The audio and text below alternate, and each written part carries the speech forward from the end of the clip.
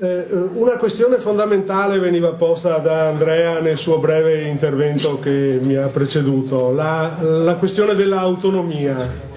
Io sono proprio molto d'accordo, nel senso che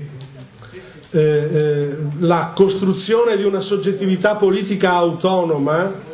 è per noi l'obiettivo assolutamente fondamentale. C'è un solo problema: l'autonomia non la si può predicare, bisogna praticarla. Io conosco un unico modo per costruire una autonomia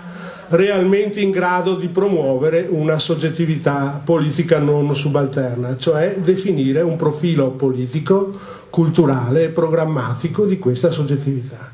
perché altrimenti c'è la predicazione di un processo politico, ma la pratica è di tutt'altro tipo. Allora noi abbiamo la necessità e il senso di questo seminario era proprio questo: proviamo a uscire da una forchetta che rischia di ammassarci, quella da un lato che produce riunioni che convocano riunioni, e dall'altro quella che dice facciamo il partitino dell'1,8% al nord ieri mattina. Ragioniamo in termini seminariali, costruiamo, portiamo il nostro contributo come realtà di Sinistra e Libertà veneziana alla discussione nazionale, a quella regionale, definiamo le nostre proposte sul piano dei valori e del programma fondamentale di Sinistra e Libertà, e sulla base della discussione di oggi andiamo a costruire un coordinamento che si incarica di produrre una sintesi efficace della nostra discussione per riportarla ai primi di settembre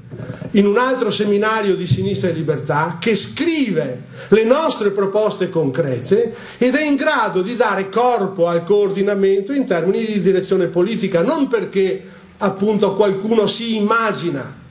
delle cose da dire, ma perché c'è un processo politico realmente costituente, perché l'obiettivo che ognuno di noi ha non è quello, parafrasando qualcuno, di morire democratici, ma è quello di dare vita a questa soggettività nella quale Alessandro Sabiuzzo non c'è perché è un ex di Rifondazione, ma c'è perché è di Sinistra e Libertà, compiendo un passo, ognuno di noi un passo in avanti, uscendo dalla sindrome degli orfani e costruendo questa soggettività politica. Io penso che ce ne sia bisogno e provo a dire 3 o 4 questioni che hanno a che fare con il nostro territorio, con il nostro Veneto e credo anche con la discussione nazionale. La prima questione è che io non penso che abbiamo perso le elezioni provinciali a Venezia solo perché c'è un'onda lunga nazionale di destra, o solo perché Davide Zoggi era troppo moderato, o solo perché sul PTCP. No, io penso che i processi di mutazione antropologica che hanno investito negli ultimi 20 anni il Veneto siano arrivati anche in provincia di Venezia, cioè che ci sia una crescita delle similitudini tra Venezia e il Veneto molto più che non nel passato. La polarità strategica di Porto Marghera non c'è e cresce il processo di costruzione dell'impresa familistica, della piccolissima azienda e della comunità di destino, nell'ambito della quale le parole d'ordine della destra, e cioè la paura sistemica non come manifestazione dell'incertezza ma come risposta all'incertezza, diventano strategiche e fondamentali. Cioè la destra parla di paura e costruisce attraverso la paura la risposta alla società dell'incertezza. E questo ha a che fare con i processi economici, ha a che fare con i processi sociali, ha a che fare con i sistemi di relazione umana, e noi siamo silenti rispetto a questa questione. La questione della sicurezza che prima veniva evocata sta dentro questo elemento. Ora è del tutto evidente che la risposta della sinistra che noi vogliamo alla questione della sicurezza non può essere quella dell'ordine pubblico e della sicurezza, ma non può non esserci nessuna risposta.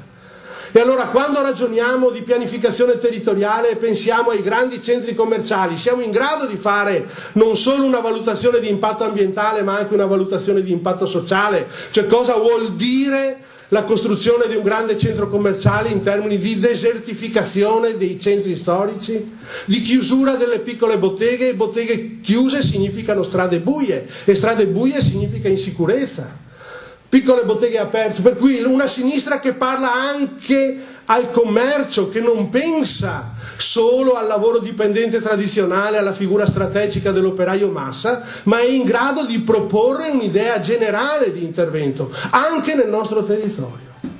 E cosa diciamo nei confronti della piccola e piccolissima impresa, che oggi è massacrata da un sistema del credito che guarda alla speculazione immobiliare e non sostiene la piccola impresa? E la grande impresa scarica la propria crisi di liquidità in due modi: sulla spesa pubblica da un lato, cassa integrazione e mobilità, e però riducendo i pagamenti alle aziende contoterziste, e le piccole aziende non hanno accesso al credito. Siamo in grado, come Sinistra e Libertà, di fare una proposta, una sorta di pace che parli anche a queste centinaia di migliaia di persone in Veneto? Nella metropoli liquida del nord, parafrasando, cioè in questa Padania, nel Lombardo Veneto ci sono 900.000 aziende, 8 milioni di persone che ci lavorano, e noi non parliamo a queste persone, non parliamo più alla classe operaia tradizionale, perché dopo gli anni del governo Prodi, cioè, grazie compagno Paolo Schioppa, ben scavato, dopo i dati che anche Andrea ricordava, 40 anni fa ce lo diceva Mario Tronti: la classe operaia è una rude razza pagana, se non la rappresenti tu si fa rappresentare da qualcun altro, ed è ciò che è successo, ed è già successo nella storia politica del nostro paese. Però tu non te la cavi solo se ricostruisci una proposta per la classe operaia. Bisogna modificare le situazioni, farle evolvere, ma trarre gli insegnamenti dal passato. Allora io penso che Sinistra e Libertà debba dire oggi che serve un nuovo patto per il lavoro in Italia. Dopo la sconfitta alla Fiat all'inizio degli anni 50, la CGIL ebbe la forza di proporre un patto per il lavoro in Italia. Va riproposto un patto per i lavori che sia in grado di ricostruire una capacità di cogliere non l'universo del lavoro, ma il pluriverso dei lavori che oggi si sviluppano nei nostri contesti, che sono sia territoriali che nazionali e europei. E dobbiamo avere la capacità di ricostruire una nuova qualità della relazione tra lavoro e territorio. Una delle ragioni del successo della Lega e della destra sta qui, nel fatto che noi siamo storicamente e culturalmente legati alla fase nella quale la grande fabbrica, la città fabbrica, parlava ai territori, e attraverso la relazione tra lavoro e territori costruivi la relazione tra diritti del lavoro e diritti universali di cittadinanza.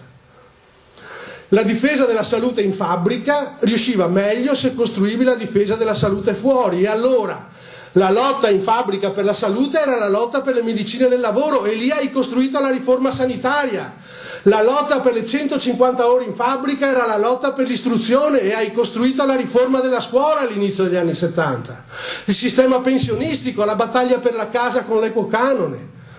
Questa relazione tra lavoro e territorio è saltata, e oggi è il territorio, la paura sistemica, che parla alla fabbrica. Cioè sono i leghisti del territorio che parlano ai 3.000 della Zanussi, non viceversa oggi. E allora o noi mettiamo in piedi una proposta politica di ricostruzione della relazione tra lavoro e territorio, oppure la sinistra non parlerà di lavoro, non parlerà di territorio, e automaticamente succederà quello che è successo. E cioè che i cittadini del Veneto ci diranno: sai cosa c'è, sinistra, che noi possiamo benissimo fare senza di te.